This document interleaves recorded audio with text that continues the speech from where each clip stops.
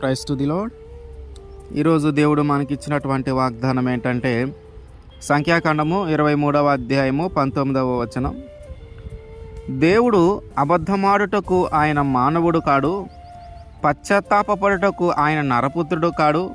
ఆయన చెప్పి చేయకుండునా, ఆయన మాట ఇచ్చి స్థాపింపకుండునా. ఆమెన్. దేవుడు మాట ఇస్తే అది ఖచ్చితంగా చేసి తీరుతాడు. ఆయన ఒక వాగ్దానం చేశాడంటే అది ఖచ్చితంగా నెరవేర్చబడుతుంది. ఆయన మాట ఇచ్చి మర్చిపోయే దేవుడు కాదు. ఆయన వాగ్దానము చేసి జరిగించకుండా ఉండే దేవుడు కాడు. ఆయన మాట ఇచ్చాడంటే అది ఖచ్చితంగా జరిగి తీరుతుంది. కొన్నిసార్లు ఆలస్యమైనను జరగటం మాత్రం ఖచ్చితమే. ఎందుకంటే దేవుడు అబద్ధమాడడు, మనకు మాట ఇచ్చి మర్చిపోడు. ఆయన మానవుడు కాదు మర్చిపోవటానికి, ఆయన మానవుడు కాదు అబద్ధమాడటానికి, ఆయన మానవుడు కాడు ఆ మాటను జరిగించవలసిన సమయం వచ్చినప్పుడు తప్పించుకోవటానికి. ఆయన దేవుడు కనుక ఆయన మాట ఇచ్చాడంటే, ఆయన వాగ్దానం చేశాడంటే అది ఖచ్చితంగా జరిగి తీరుతుంది. ఆయన దగ్గర నుంచి మాట పొందుకోవటం కష్టం, కానీ ఒకసారి మాట పొందుకున్నామంటే, ఒకసారి వాగ్దానం చేశాడంటే అది ఎప్పటికైనా జరిగి తీరుతుంది అంతే. అటువంటి దేవుణ్ణి మనము ఆరాధిస్తూ ఉన్నాం. ఇశ్రాయేల్ ప్రజలు ఐగుప్తు దేశంలో నివసించి ఉన్నప్పుడు మిమ్మల్ని ఇక్కడి నుంచి తీసుకొని కానాను దేశానికి తీసుకొని వెళ్తాను, పాలు తేనెలు ప్రవహించే దేశానికి నేను తీసుకొని వెళ్తానని వారికి మాట ఇచ్చాడు. కొన్ని వందల సంవత్సరాలు గడిచిపోయిన తర్వాత మోషే గారి దగ్గర నుంచి మోషే గారిని తీసుకొని వచ్చి మోషే గారి ద్వారా వాళ్ళని ఆ ఐగుప్తు దేశంలో నుంచి తీసుకొని వచ్చాడు. అట్లాగే బాలాకు రాజుగా ఉన్నటువంటి ఆ దేశానికి వచ్చినప్పుడు ఆ బాలాకు ఏం చేశాడంటే, వీళ్ళందరి మీద యుద్ధము చేయాలని ప్రయత్నం చేస్తూ, వీళ్ళు చాలా ఎక్కువ మంది ఉన్నారు, అంటే ఇశ్రాయేల్ ప్రజలు చాలా ఎక్కువ మంది ఉన్నారు, మనోళ్ళు సరిపోరేమో, అందుకని వీళ్ళని శపించాలి, వీళ్ళ బలమును పోగొట్టాలి అని చెప్పి ప్రవక్త అయినటువంటి బిలామును తీసుకొని వచ్చాడు.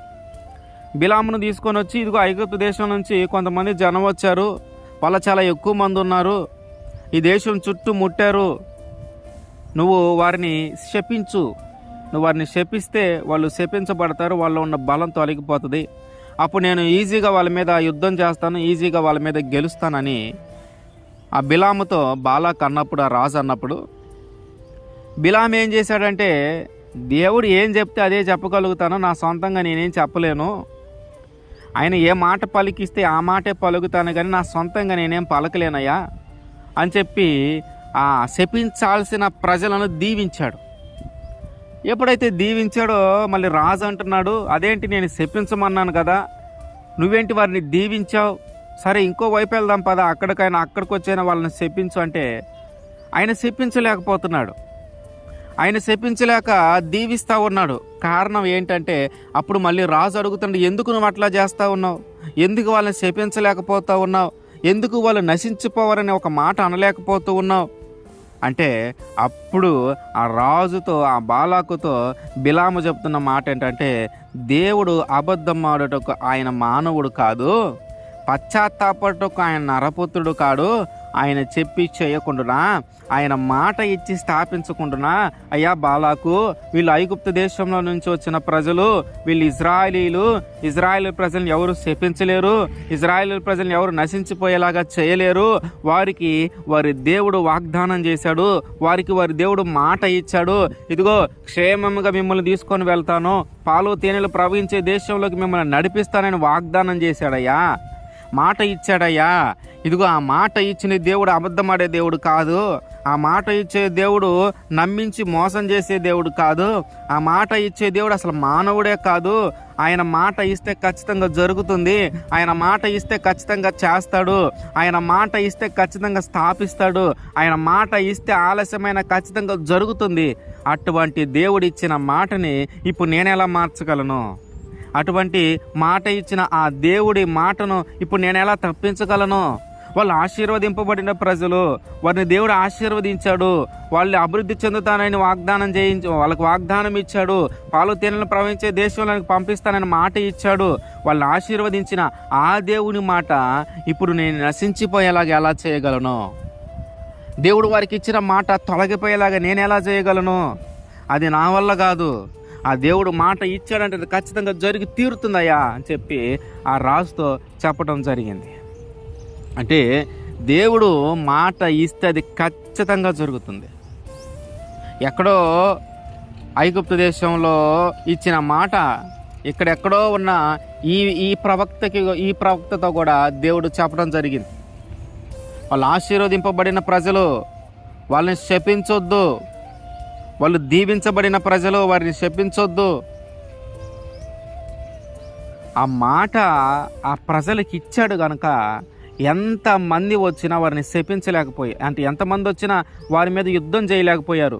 ఇట్లాంటి ప్రవక్త వచ్చి శపించాలి అని రాజు బలవంత పెట్టినా ఆ యొక్క ప్రవక్త శపించలేకపోయాడు. కారణం ఒకటే, దేవుడు వారిని ఆశీర్వదించాడు, దేవుడు వారికి వాగ్దానం చేశాడు, దేవుడు వారికి మాట ఇచ్చాడు, నేను ఆశీర్వదిస్తాను, అభివృద్ధి చెందిస్తాను, మిమ్మల్ని పాలు తేనెలు ప్రవహించే దేశంలోకి తీసుకొని వెళ్తానని వాగ్దానం చేశాడు. ఆ మాట ఇచ్చాడు కనుక ఆ మాట నెరవేర్పు కొరకు వీరిని ఎవరిని శపించలేకపోయారు. కనుక మనమైనను దేవుని దగ్గర నుంచి మాట పొందుకోవటం కష్టం, కానీ ఆయన మాట ఇచ్చాడంటే ఖచ్చితంగా జరుగుతుంది. ఆయన మాట ఇచ్చాడంటే ఖచ్చితంగా చేస్తాడు. ఆయన వాగ్దానం చేశాడంటే ఖచ్చితంగా జరుగుతుంది, అంతే. ఇక అందులో ఎలాంటి అపోహ అవసరంలే, అందులో ఎలాంటి అనుమానం అవసరం లేదు. అది ఖచ్చితంగా జరుగుతుంది, అంతే. కొన్నిసార్లు ఆలస్యం అవుతుంది, ఆలస్యం అయినా సరే జరిగేది ఖచ్చితమే. ఆయన మాట ఇచ్చాడంటే ఖచ్చితంగా జరుగు తీరుతుంది. ఆయన అబద్ధం ఆడే దేవుడు కాదు, మానవుల్లాగా తప్పించుకునేవాడు కాదు, మనిషిలాగా మాట ఇచ్చి మర్చిపోయేవాడు కాదు, మనిషిలాగా మాట ఇచ్చి ఆ సమయానికి తప్పించుకునేవాడు కాదు. ఆయన మాట చెప్పాడంటే ఖచ్చితంగా చేస్తాడు, ఆయన వాగ్దానం చేశాడంటే ఖచ్చితంగా జరిగిస్తాడు. ఆయన దగ్గర నుంచి మాట పొందుకోవటం కష్టం, కానీ మాట పొందుకుంటే ఆయన ఖచ్చితంగా దాన్ని జరిగిస్తాడు. ఆయన మనకిచ్చిన మాటను, ఆయన మనకిచ్చిన వాగ్దానాలన్నిటిని ఆయన జరిగించునుగాక. ఆమేన్.